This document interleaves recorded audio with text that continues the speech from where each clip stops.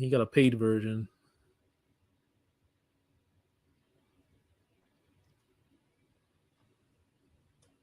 Yeah, we alive, brother. All right, cool. Give me 1 second. Let me see it on YouTube. Yeah,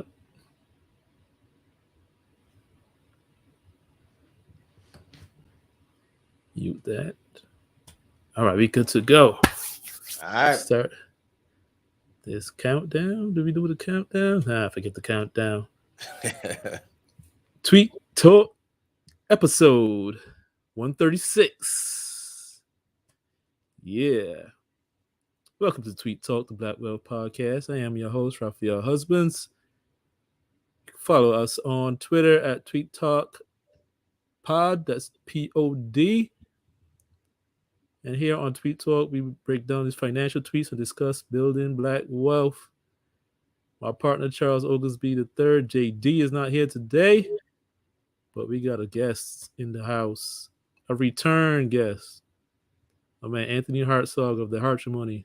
What's up, Anthony? What up? What up? Thank you for having me on. Appreciate you guys tuning in. I'm just happy to be here. Yeah, man, it was about time we brought you back, man. It's probably been like 2 years now.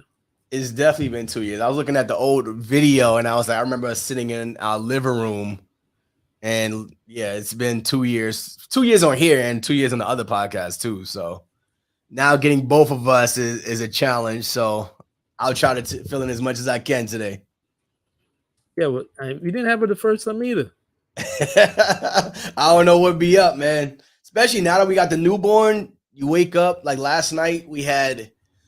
She sleeps through the night now, but she wakes up like 4 or 5 times a night just to roll over and make noise. So we wake up probably like 6 o'clock and we try to fall back to sleep. So it's been a challenge getting both of us in the same place anywhere nowadays. So I hear that. But the wife sends her love and she sends her regards. Meaning I ain't coming. Anthony, let the people know who the Hartzog is and what you guys do, man. Yeah, so my name is Anthony Hartzog, one half of the Hartzog. Hartzog is a brand that was created by me and my wife around paying off debt, financial freedom, and just creating generational wealth. Especially now that we have a newborn, our goal is to share what we learn and what we know throughout this journey so that you don't got to start off where we started off from, which was ground zero in the financial literacy space, trying to piecemeal together a legacy for yourself and your family. So that's who we are. That's what we do. We paid off a bunch of debt in 23 months. We have a 7-figure cleaning business. We teach students how to run and start remote cleaning businesses. And that's who we are, what we do in a nutshell. Now, what year was that you got on your journey for the we started our debt-free journey to 2016, 2017. And we paid off $114,000 of debt in 23 months, which was 2019, end of 2019. That's cool. Now, what made y'all even get on that journey? What made y'all decide to pay off the debt? We got married. We got married 2016, and we put our finances together and said, all right, we're married now. You build your wealth together, you build your finance together, you build your life together at this point. And we put our finances together, and I was kind of getting of that mindset of Dave Ramsey, paying off your debt. So we had a conversation like, listen, we got $114,000 of debt together as a family. So her student loans, my student loans, the car that I just bought when we moved to Dallas, it was a 2014 Q50S Infinity Red, and some credit card debt. And we were like, listen, before we try to get married and start, buying houses and stuff like that, let's just start with the basics. So that's really where the journey started. Put our finances together and said, let's do this. And, 23 months later, we were debt free.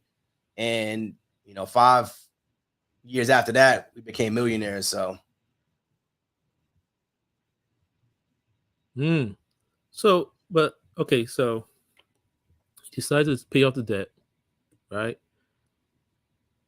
At the time, you guys didn't have any businesses, correct? No businesses. We were just our 9 to 5s. And y'all you just each had a 1 9 to 5, right? Yeah. At So that time we first what was the started, first? we just had our jobs. So I was a director at an IT firm for hedge funds and private equity. So I was managing the support team. I managed a team of it was like 10 employees at the time when I came to Dallas. When I left my job, we had upwards of 30, 35 employees at that time. And Janoka is a mental health counselor. So those were our jobs. So she was a therapist and I was a director at an IT firm. Cool. So what was the first thing you guys did after you put the numbers together? Yeah, so the first thing we did was we started a budget. A lot of people, may seem like they may hate the word budgeting, but that's literally the first thing we did. We put our finances together and we said, how are we going to manage our money? Because right now we're making pretty good income. Money's going out the door every single month, and we don't know where our money is going. So we put a budget together and we said, how much are we making? Simple layman's terms, how much are we making? How much are we spending every single month?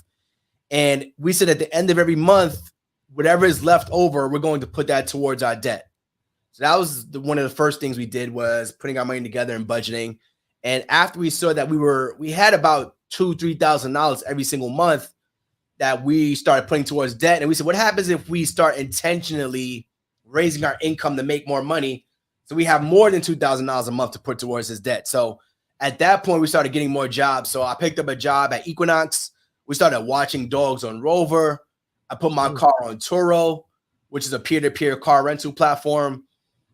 We both picked up jobs, which I said, and we raised that from like $2,000 a month to like $4,000 a month. And we said, all right, we could cut our expenses a little bit more. So we started cutting our expenses here and there. We started cutting our cable bill, not our light bill. We started cutting our cable bill, our utilities.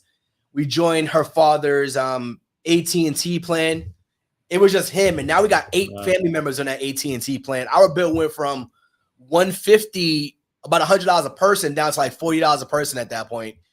And we got like 8 people in that family plan now. So it was me, her. It's still you guys still, all 80 guys still on there? We're still on that plan. So it's me, her father. He bought his wife in, well, his soon-to-be wife in.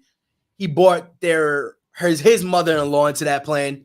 We bought her cousin into that plan. So we're like, listen, we all got AT&T. Let's just join this family plan. Everybody pays a portion. The more people you put on this plan, the less it is. So that was a couple hundred here and there. And we ended up putting like $5,000 a month towards this debt. And we started raising our income, and we just kept paying it off month after month. And 23 months later, we were debt free. Wow. That's crazy that you guys are still on the plan. That's the biggest thing to me. And so it's like 4 years later. So all these years later, you guys are millionaires now. You guys still do a budget? Yeah, we still budget every single month, man. That's the key. You don't ever stop what got you there. Most people like, yo, I'm making all this money. I know my money is going now. Whatever got you there, you got to keep doing that. So we don't budget as detailed as we once did, or as meticulous as we once did, but we still manage our money. How much is coming in? How much is going out? We still see, like our Geico bill went up like $40 or something like that. And you wouldn't know that if you didn't know how much you paid last month. So our budget shows us the increases in our bills. So he's like, listen, let's call Geico. Let's find out why. No, it went up by $25. And they was like, oh, well, COVID is over. They stopped doing a COVID relief plan, whatever the hell it was. He's like, okay, whatever. We're not going to argue with you over $25, but that's how we manage our money still to this day. So don't ever stop what got you to where you are today. And that's what we still budget every single month. We have a bi-weekly, just a check-in with the budget, but every single month we still go through and see, still check off those boxes. Funny thing is, the guys don't do it as detailed as before, like down to the nitty-gritty. But people need to know, like, you can't just let those things slide. Even though the $25 is not breaking you, you're still like, you can't just let that slide. You gotta find out what's going on here. No, that adds up, man. That adds up. That's just one bill. Imagine that happens to your cable bill, your light bill. Now you owe $100 a month. You up to $1,200 a month going out the $1,200 a year going out the door. You don't know what the hell is happening. So we still check in on our finances to that degree. But I'm not going to be on the phone with Geico for an hour, trying to get them to cut down that $20. I know what it's for. okay. We had a $20 credit every single month because of COVID and people weren't driving in the pandemic. They take the credit away. I'm moving on in my life. I understand why they did it. Got you. Now, this episode is brought to you by the Run Your Business Like a Business Todd Capital Virtual Business Summit on October 22nd. Go to Eventbrite and get your tickets, early bird tickets, $47. It's going to be good. We're going to have Erica Williams, Andre Hatchett, Todd Billy, Michelle Welch, Bruce Hill, New Skills, New You, Marjorie McPike, CPA. Join us. Now, where in this journey did the first business come out? So the first business was the cleaning business. And it was just an idea, listening to a podcast about a kid who started a cleaning business. And I hit him up and I got some more details around it. I was like, yo, we could do this. And we built the cleaning business. And the goal was just to pay off a couple bills. It wasn't like to build a $1 million cleaning business. The goal was just to pay off a couple bills. And from there, now it's $1 million cleaning business. Now we're completely hands off. We have an operations manager. She runs the business for us. We have a customer service experience rep, and she runs the customer service side of things. When we first started, the goal was just to pay off a phone bill, a light bill, just a little $100 bill every single month. And we never thought it would grow to where it is today. Oh, when it started, was it hands off when you started? We don't clean houses. So we started a cleaning business. And the goal was to outsource the labor to independent contractors who are already trained, who already work with cleaning businesses, who already had their own businesses. So hands off in terms of cleaning. Yes, we've never cleaned. We cleaned 2 houses. And that was by choice. That's when we first started. I was like, let's just try it out, see how it goes. We've done 5,000 houses. We clean 2. So I say we don't clean houses. It's not required to clean houses. But yeah, when we first started, we were answering the phones. We were doing customer service. We were answering emails. But as we grew in scale, we realized that the goal of this business was to get our time back, and it was to make more money. So we started outsourcing certain things so that we could get our time back. And now it's at the point where we don't do anything in the business. We just check with our operations manager, and that's pretty much what the business is every single week. All right, so that's cool. So you start the business. How long before it really started to produce real income to where you say, this was a good idea. This might be something we want to look into growing in the future? Yeah, I would say it took us over a year to realize this was a sustainable business. At month 7 or 8, we wanted to quit because it was around the same time 5 years ago. Summertime is here. People are traveling. We didn't realize that this was a cyclical business where it kind of have ebbs and flows. So holidays are really big. New Year's, Christmas, Thanksgiving, all that stuff is really big. And we didn't know summertime, it makes sense. People are traveling. People are leaving their homes, so they don't need cleanings. So we got to the point where the business was, we were like, listen, this is not working out. Let's leave this business. But I asked my wife, like, yo, listen, give me 1 more month. That 1 month turned to 2. And then we went from like $3,000-$4,000 of revenue in like August, maybe June, July. From like June, July, August. And then we had like $10,000 of revenue like September, October. And it never went lower than that. It was like 10, 11, 12, 15. And we was like, it took us a year for us to say, all right, this is a business that can sustain itself, meaning we aren't coming out of our pocket to put more money in. And we wouldn't have got there if we would have quit at the 6, 7, 8 month mark when things weren't going well. So it took us a year to say, all right, this is a real business. Let's keep this thing going. And we never looked back. Wow. You guys were going to cut off a $3,000 to $4,000 income? Well, it was revenue. So we take home revenue. About, okay. We took home then about 30, 40% of the revenue because we were doing everything. So it was about $1,500 at that time. But still, it was like, listen, we're putting in more time than we felt like it was worth. And we were like, listen, we're getting customer service complaints. We were having challenges. Imagine you on vacation, because the way we teach the business now was not the way we were running it back then. So as we grew and we scaled and we learned the business more, we're teaching it the way we are doing it now versus the way we were doing it then. Back then, we were just treating it as like a thing we were doing as a side hustle. Now we teach it as a business, or our students take it as a business from day one. So, but back then we were on vacation, customer service complaints coming in. we were like, listen, we don't want to deal with these clients while we're on vacation. But now we're like, we teach you how to outsource the work. So you don't have to be on vacation worrying about customer service complaint coming in. So back then we felt like it wasn't worth the time and energy. So that's why we were ready to cut it off. Got you. So here at Tweet Talk, we talk about these tweets. So we're going to start getting these tweets. Be sure to follow us on Twitter at Tweet Talk Pod. That's POD. Follow myself on Twitter at Work Money Life. Follow my partner Charles on Twitter at Real Todd Billion. And follow Anthony on Twitter at, was it Anthony _ Hartzog? Yep. Here we go. So get these tweets. Yeah, man. So you had a tweet where you said, my family didn't come from wealth, so wealth has to come from me. My future family is lucky to have me. That's me looking back 10, 15, 20, not even 30, 40, 50 years back when, listen, the average black man doesn't live past, well, from the hood, they say 21. But from a practical sense, we say about 75. So 70, 75 on average black men normally pass. I'm 36 at this point in my life. So I am more than halfway there. So I'm looking at my life now was like, all right, what can I do that's going to be sustainable outside of me being here? So my mom didn't know much about financial literacy. My father didn't teach me much about financial literacy. We didn't have much growing up. So I'm doing everything in my power to make sure that my future family looks back. I was like, yo, Aunt, he did his thing. Like, I'm gonna be the figurehead in the family meetings over the mantle in the fireplace, saying Anthony Hartzog built this for, grandchildren, great grandchildren. So I was out with my wife, and her grandfather's 90 years old, and we went to a family reunion. We was in St. Lucia for a week, and he's telling me stories about him putting his first pay. He was getting paid, I think he said $3 at his height as a firefighter in Panama, 40, 50 years ago. And he said he made his first $5,000 in a gambling bet, and he used that money to send his kids to college as like a seed fund to send his kids to college. That's a story that his kids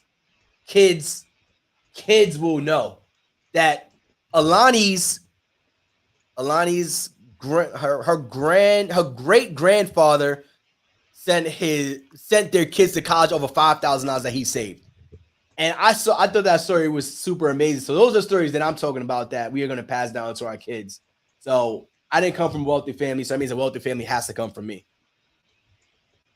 Yeah, that's cool, man. The whole idea of having a portrait on a wall, and they're like, oh, that's great grandfather Anthony that started this all in motion.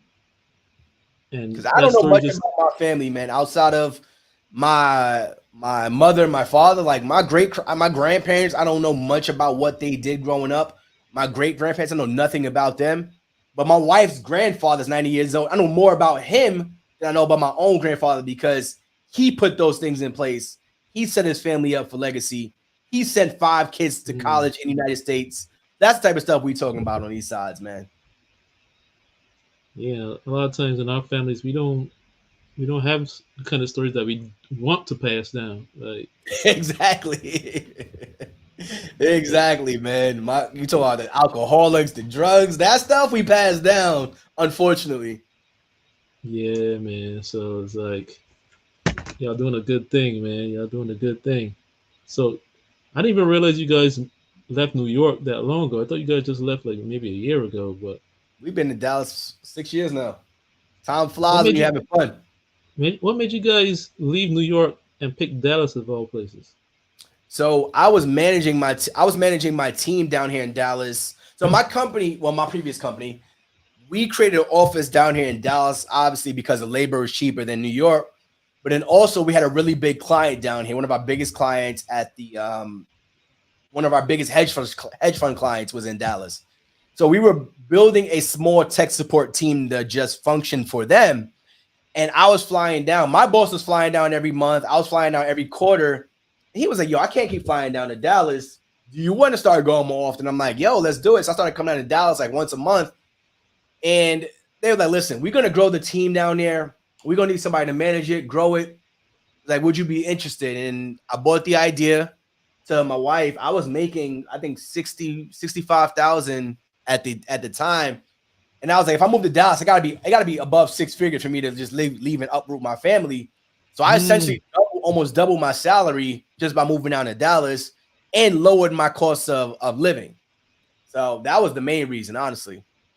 My job had an office, like, oh, let's do it. Oh, that's cool. I don't think I've ever heard that part of the story. There's only How so hard much of you a can put in the tweets. how hard of a sell was that to the wife? She wasn't with it at first, but once I explained like what the larger vision was, it wasn't just about moving to Dallas. It was about building a life that we didn't have in New York, or probably a life we wouldn't have in New York in general. So once I sold her that idea, not sold it, but once I got her to see my vision for what I saw, 6 years ago, what we have now, she was like, let's do it.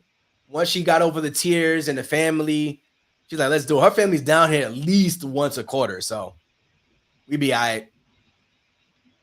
Yeah, so that's some real CEO stuff. So it's like you can't talk about you the head of the family. You don't give a vision because if you're asking other people to sacrifice in their life, you got to paint a picture for them, Exactly. That's what it give them was. some Just painting the benefits. picture. And especially somebody like you both were like born. Well, I don't know about born, but you were raised in New York. Born I and think raised any Brooklyn. if y'all know New Yorkers, like the idea of leaving New York to go somewhere else. When you say leaving New York, you think about New Jersey, maybe. You think about maybe Connecticut, like the tri-state region, essentially. But leaving New York and going to Texas, that was a whole nother like, what the hell are y'all doing? People always ask you why at first, and then they ask you how. So at first they ask you why you moving to Texas, why would you do this, why would you do that, and then they ask you how'd you move to Texas, well, how'd you start the cleaning business, how'd you build, these businesses and things like that. So Right. Now I gotta ask you this. So going back to the whole journey of paying off the debt, you guys got real serious about it. You looked at the numbers. First of all, people are scared to look at the numbers. oh yeah, definitely. You look at the numbers. You put your money together. You made a decision, made a plan, got on a budget, got extra jobs, open business, got all this extra income. But I noticed something you slipped in. You were talking about I didn't want to deal with certain hassles when we were on vacation. You guys didn't stop going on vacation throughout this journey, Nah, right? we didn't because my wife made me sign a contract. She was like, Mm, if we're gonna go on this journey of debt freedom, I don't want it to be to the point where I don't enjoy my life.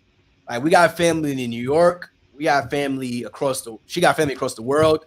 She's like, I'm not gonna go to everything, but I do want to still enjoy my life. And I was like, all right, I'll sign. And she also said if Beyonce went on tour, we'd have to go to her concert, but she never went on tour for those 2 years. So so I signed that contract. I said, listen, if you want to do that, let's do it.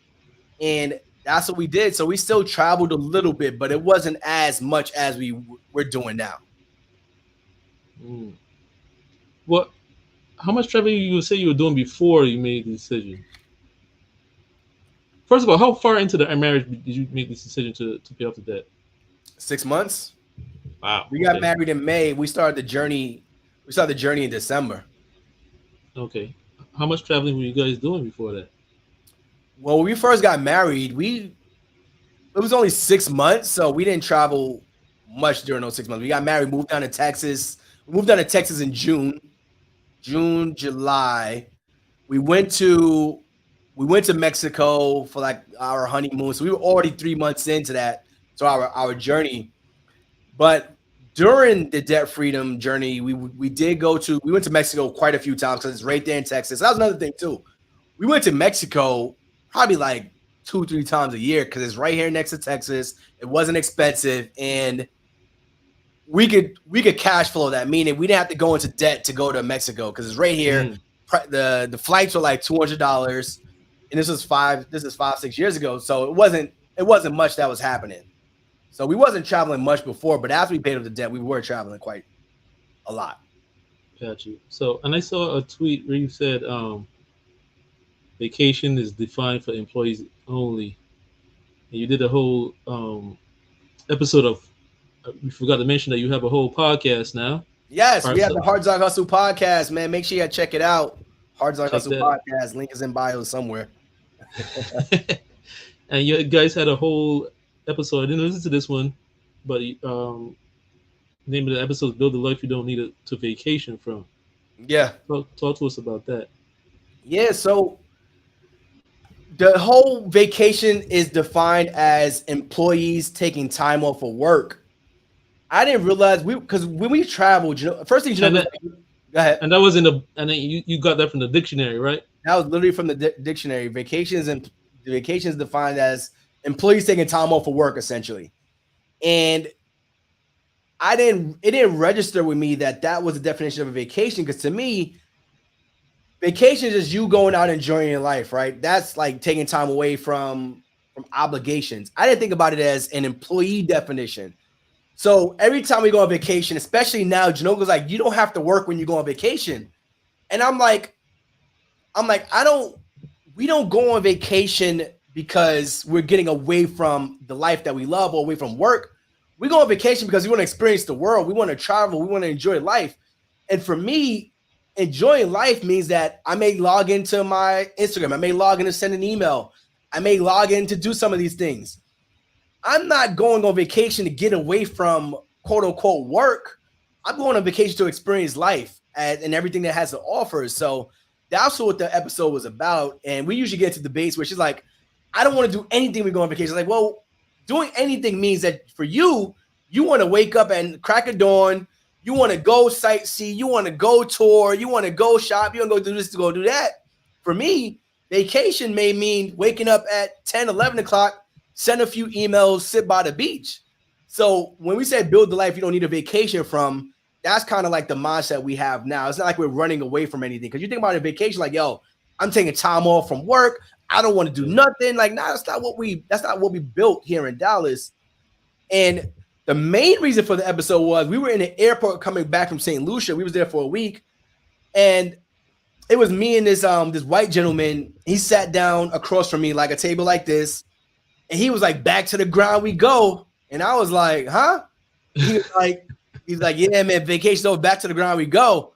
In my mind, I'm like, maybe for you. I was like, I enjoy my life. There's no back to the grind. There is no grind for me. It's like I'm enjoying my life as we go along. So that was really the premise of the episode. When he said back to the ground we go, I was like, so you're running away from something. I was like, me? I'm not running away from anything. Anything that we do on vacation, we do at home as well. So that was the premise of the whole episode. Wow. So was there anything else that you guys like cut back on at all, or you just get, or was there anything that you eliminated completely besides bills, like eating out or stuff like that? Any kind of luxuries you guys cut out? Nah, we still ate out. We didn't eat out as much. I mean, we cut back on things. I don't want to say we cut out anything.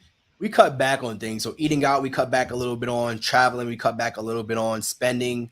But our main thing was just raising our income as much as possible to pay off the debt as fast as possible. That was what we did. That's what we teach, and because that's what we preach. At what point did you guys start teaching paying off the debt? Because you guys did have a create a course. Was that the first course? That was the first course, yeah. When did you guys do that?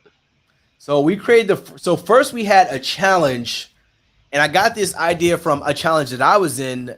From her name is Candace. I can't remember her last name, but she created a challenge to help people pay off debt. And it was like a 10-week challenge. A group of people paid off like $50,000 in debt. And I was like, that's pretty dope. I should do this with me and my friends. So when I was calling myself Mr. Delete the Debt, I created this challenge where it was 10 of us. We paid off like $100,000 of debt in like 10 weeks or something like that.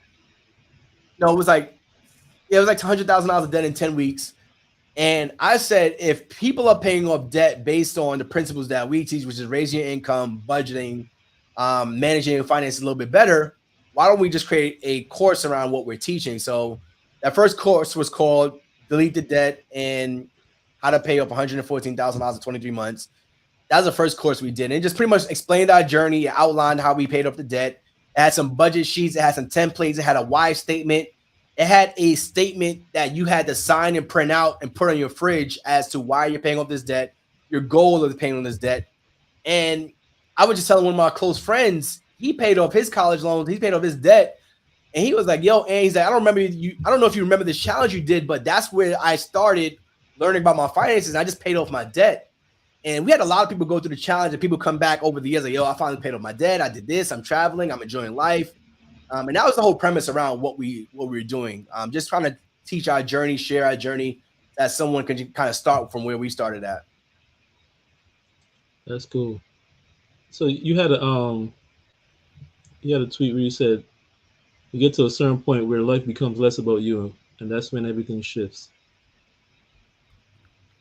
Yeah, I realized when we got married, I think as a man, when you get married, you put your personal, you put your family aside and you focus on the family that you created. You choose to marry the person that you marry. You choose to have kids with that person, and that, well, most of the time we chose. You choose to have kids with the person that you married, or whatever the situation may be. So I think when you choose to make those decisions, your life starts to shift, because now you realize that life is no longer about you. Like, you chose to get married, you chose to have kids, and now your life can no longer be about you as an individual. Life has to become about the family that you chose. So that's when things start to shift. I know Charles, we talk about this all the time. He's like, when you have kids, things are gonna change. Have kids now, have kids now. He was telling me to have kids 3-4 years ago. He's a visionary, right? So he's always telling you what you should be doing before you do it. He's telling you to buy a house 3-4 years ago. So he's telling you what you should be doing before you do it. And he's like, your life is going to change when you have kids. So I didn't realize that until we had kids. So, and I sit there and I recognize every single day the decisions that I make as an individual, it impacts my family. So I can't live as an individual anymore when I have a family to worry about and focus on. So that's what that tweet is about. Yeah, I hear that, man. Like, start to see. I was said in the last episode, like, having a family is, you realize what the purpose of the money is. Exactly. You don't realize it until you have all the money in the world. Like, there was this tweet that said you don't have to have kids to have like a legacy or something like that. And I totally agree with that. But I don't think you realize your true purpose until you have a family. You don't have to have kids, but I think you need to have a family that you create to realize your true purpose. No, you also had a tweet where you said, I still find it unreal that I don't work for anyone. And my wife took off 3 months from work to figure out if she likes not working. Who do we think we are? I still don't know who the hell we are, man. Honestly, I wake up every day and it's like I don't clock into someone else's job, someone else's dream. I clock in to create my own dream and my own legacy. And 6 years ago, we got married, and we started talking about this debt freedom journey, and it seems so far away. We got married. She was 27, maybe 27, 28, something like that. Put her age out there. Now, I got married when when I was 30, 31 or something like that. 30, no, she got married when she was 30. I don't know. But you think 5-6 years ago, like, this seems so far away. Like, we moved to Texas, like, yo, paying off this debt seems absolutely absurd. 2 years later, we're debt free. It's like, all right, millionaire status seems so far away. 3 years after that, we're millionaires. And you think these goals are so far away, in actuality, they're only 3 to 5 years away if you keep going. So that was the purpose of that tweet, just kind of looking back and realizing how far we've come over this short amount of time. It may seem like an eternity, but it's all happening. It only happens in 3 to 5 years, honestly, if you keep going towards these goals. So she took off 3 months of work to figure out.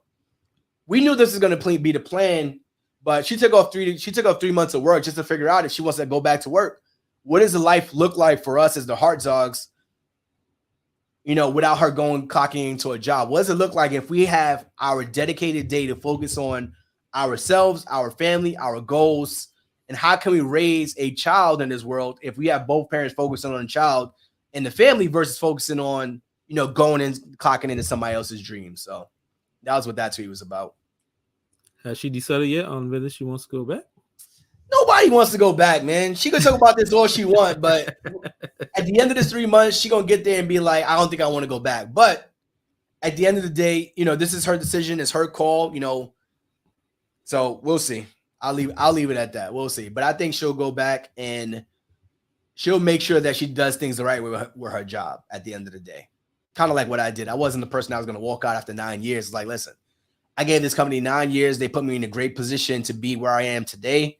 And I gave them, we started talking about my resignation in October. I didn't leave till, September, maybe September. I didn't leave till January, essentially. So. Now, I heard you guys talking about this in the very first episode, maybe the second. I think it was the first episode. People were asking you guys, like, after a while, you paid off the debt. You're making all this money inside. You're debt free. At some point, the outside money had replaced your W-2 income completely, and they were asking why you guys were still working jobs. My question will be, why was she still working 2 jobs up to recently? That is an amazing question. She didn't leave Equinox until the pandemic, and I think it was the mindset shift that she had to have, where you get to a point when you recognize that your time is more valuable than the money that you're getting. And even though she enjoyed the job, I think it was also a social construct that she had, because Janoka works from home. So she doesn't interact with people on a daily basis as much as I did. I go to office, 30 people there, and I may be drained when I come home. I come home from work. She didn't interact with nobody face to face unless she went to the gym, which was Equinox. So I think that was a major reason for it. Is like, and that was before, like, now we have friends that we consider family in Dallas, and we see them. We was out with them last night, and we're going to actually go to we have God kids in Dallas now. So we're going to go see them in a little bit. But I think it was that social construct that she was missing. So when she got it at the job, she didn't want to leave it. I think that's where a lot of it came from. Just realizing that, all right, I like seeing people. She's a social butterfly. Me, I don't need to see nobody for a full day and I'm good. But she likes to see people. She likes to meet people. She likes to talk to people. So I think it was that part of it, which is why that she worked there for so long. That makes sense. Because, yeah, being in the house all day long, it sounds cool until you actually do it. Yeah, and this was pre-pandemic. She was at her job for 8 years, so she's been working remote for 8 years. So when she finally got the opportunity to go into an office and see people and meet people and excel at what she does, which is her personality, she was like, I love this place. Yeah, not everybody's built for that remote life, man. Nah, definitely not. Like I think about it, I'm like, I don't know if I could. I still like to get some kind of interaction. Yeah. For sure. But so you had a tweet where you said businesses that you own but don't manage is the goal. So first of all, how many businesses you guys have now? So we have the cleaning business, we have a virtual assistant business, we own rental properties. We have Cleaning Business University, which is a business in itself. So those are 4 that we manage that we own. Got you. And we used to do Turo, but I was like, I'm not interested in doing that no more. That wasn't my thing. I'm trying to. So going back to that tweet, I don't want to deal with people. I am not the customer service person. I would rather be the owner. I'd rather be the owner and make the decisions that need to be made to make sure we grow and scale the business versus the person dealing with the people every single day. So that was the purpose of that tweet. And as we grow and scale anything that we're doing, if I have to be that person interacting every single day or managing every single day, I don't want to do it. So that's what we're doing now at this point. It's like the goal is to get more. Let's say for our cleaning business, right? We do about 20% profit month after month. Like that's off of $60,000 now, $50,000-$60,000. Now, if I wanted to go in and take everything back, meaning I got rid of my operations manager, meaning I got rid of my my customer service team, meaning I got rid of my email management, I got rid of all of that, we be doing 40% with no problem. So we be taking home $30,000 a month minimum, $25,000, $30,000 minimum. But that's not the goal. Our goal is to have our time back. So I'd rather take the $15,000 a month. I'd rather take that and put that into more rental property. I'd rather take that and put that into something else so that I can have my time back versus having more money but not having the time. I'm leveraging other people's time so that we could go and build more things. That's cool, man. Now, you also had a tweet where you said, I couldn't decide on 2 entrees, so I got both of them. Get both of them, man. Get both of them. That's what I'm at in my life right now. I got both. We went out to brunch, and they had the chicken and waffles, and they had the grilled. It was a grilled cheese brisket, and I saw the pictures, and they looked astonishing, like Rick Ross, astounding. I think he said. I don't know what he said. And the lady was like, "Well, which one do you want?"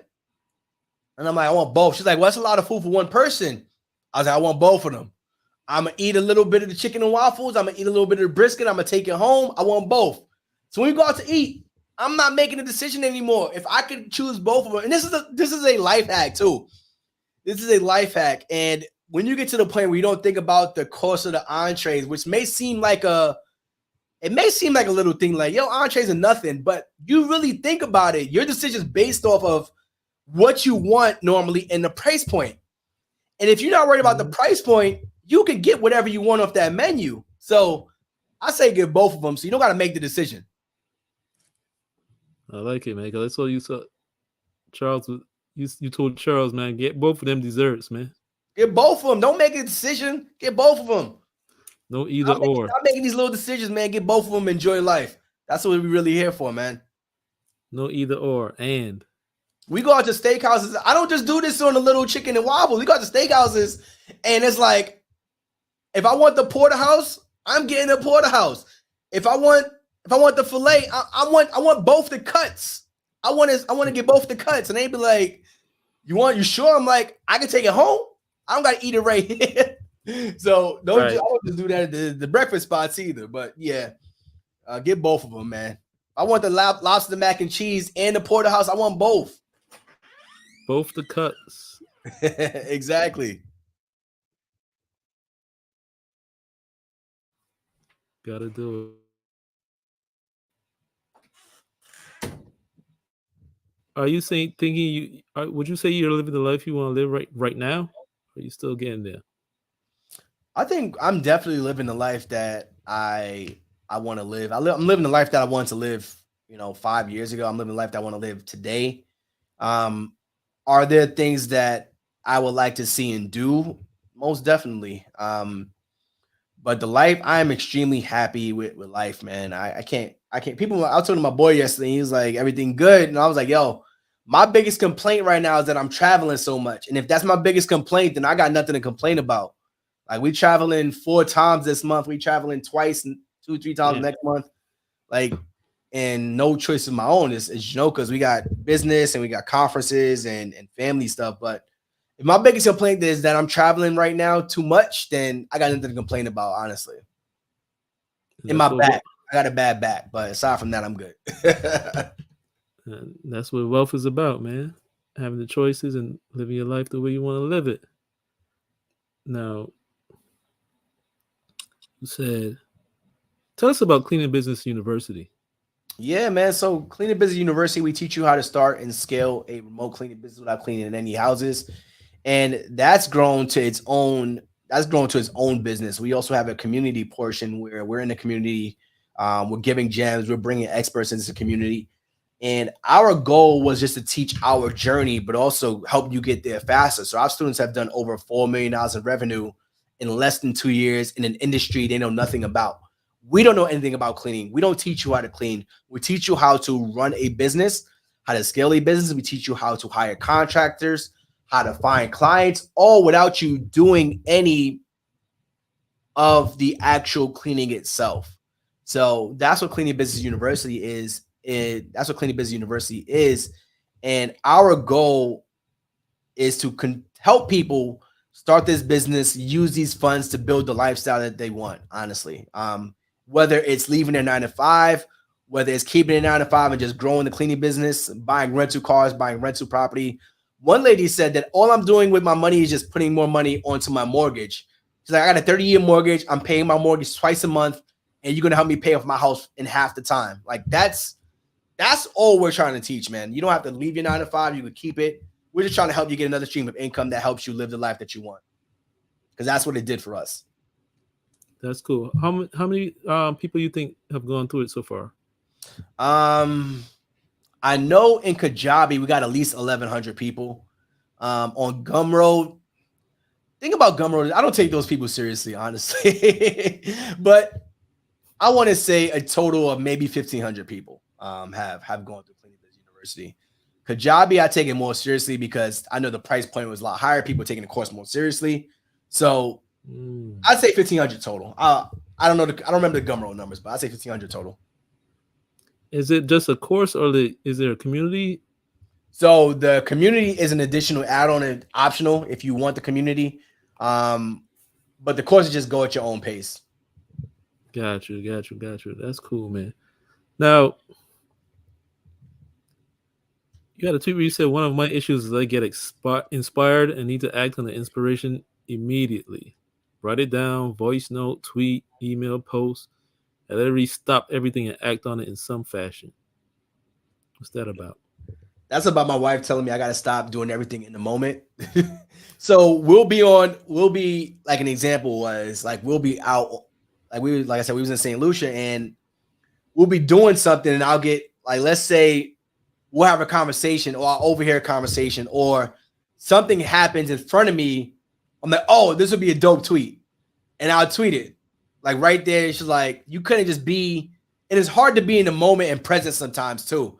So I get inspired by a lot of things. So I got this email from an email list that I'm on. Todd sends a lot of emails, number one. But I got this email from a guy, and I was inspired by the email. So I literally sent out my version of that email as soon as I read his email. And he was like, his thing was like, imagine if you didn't have to work for 3 weeks or something like that and travel the world. And I was like, oh shit, that's what we're doing right now. I was like, Janoka's not working for 3 months and we're traveling the world. I was like, imagine if you didn't work for 3 months and travel the world. So I sent my own version of that email.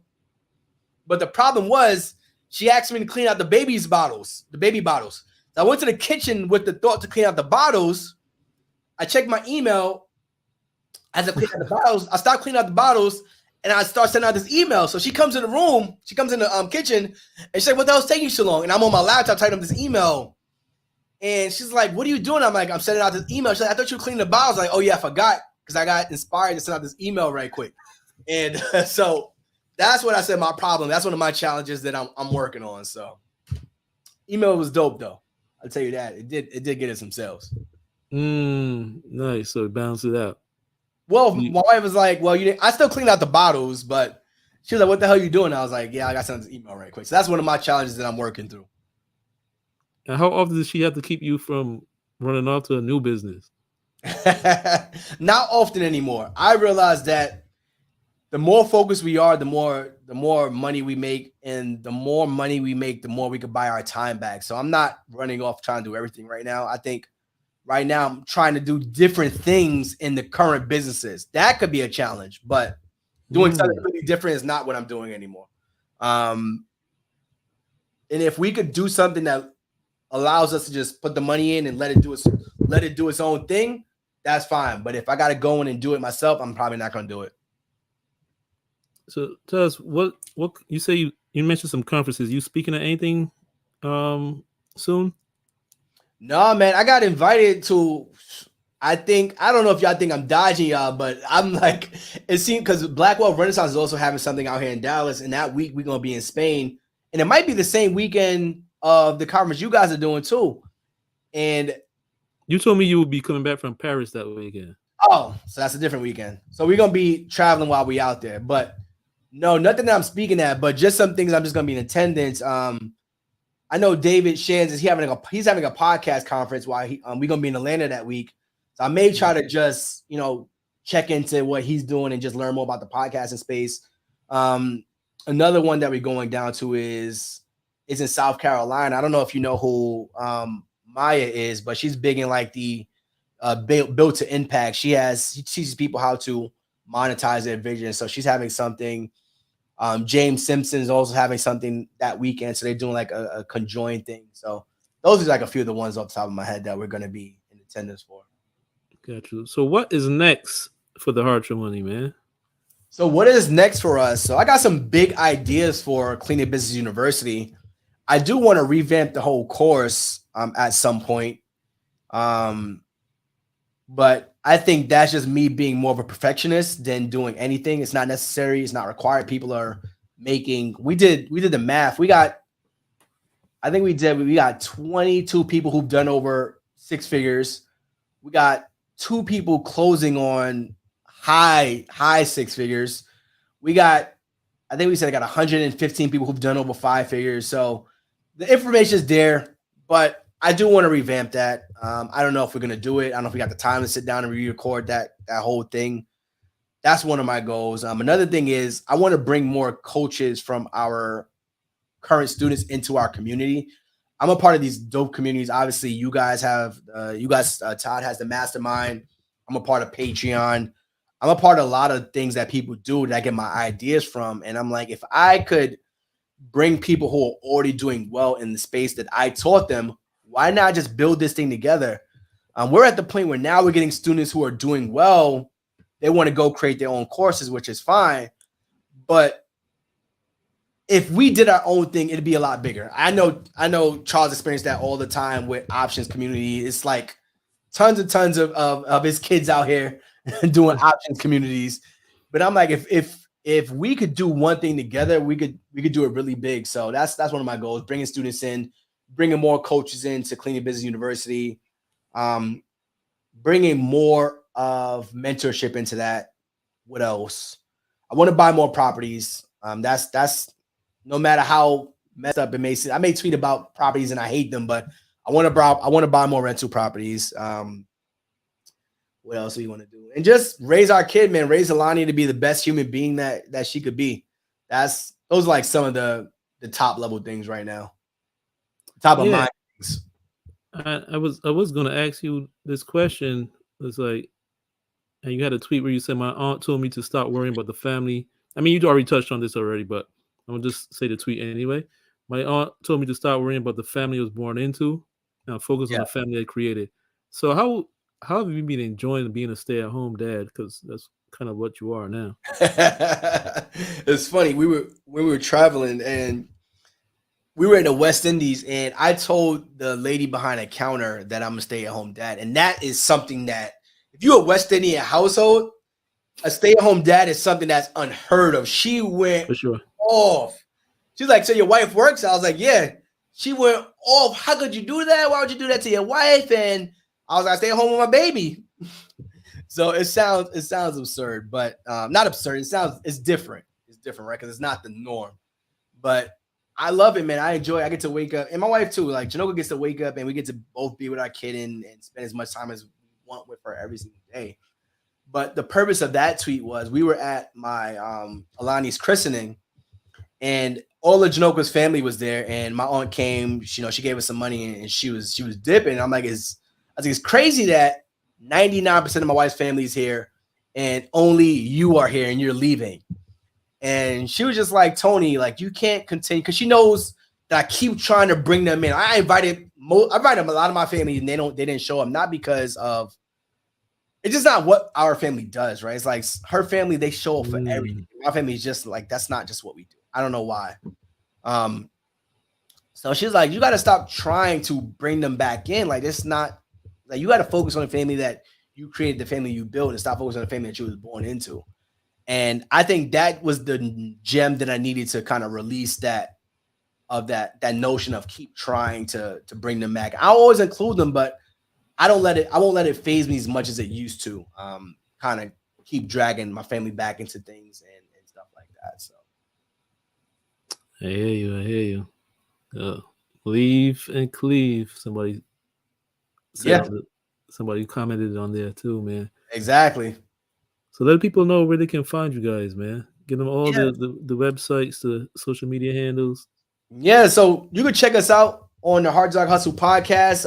Link is in bio. You look up, you can find us in any of your favorite podcast players. Just type in Hartzog, and I'm sure we're the only one. You can check out link in bio. We got the Hartrimony. That's our Instagram page. That's our YouTube page. You can subscribe there. That would be extremely helpful. Um, and that's pretty much it, man. Hartzog. You could type in the word Hartzog into Google. We'll probably be number one on there. So that's where you can find us at, man. And I just appreciate you inviting me back. And hopefully I was able to give some gems to the people. For sure, man. This is a classic episode, man. Be sure to follow us on Twitter at Tweet Talk Pod. That's POD. Follow Tweet myself, talk. Raphael, on Twitter at Work Money Life. Follow my partner Charles on Twitter at Real Todd Billion. Follow us on TikTok at Tweet Talk Pod. That's POD. Follow Charles on TikTok at Todd.Capital. Follow us on Instagram at Tweet Talk Podcast. Follow Charles on Instagram at Real Todd Billion and the parent company at Todd.Capital. For episode 136 of Tweet Talk the Black Wealth Podcast, I'm your host, Raphael. For my guest, we're going to leave you with one last tweet from Anthony. He said, make daily deposits into your fitness, faith, family, freedom, and finances. We are out of here. Have a good one, folks. Peace.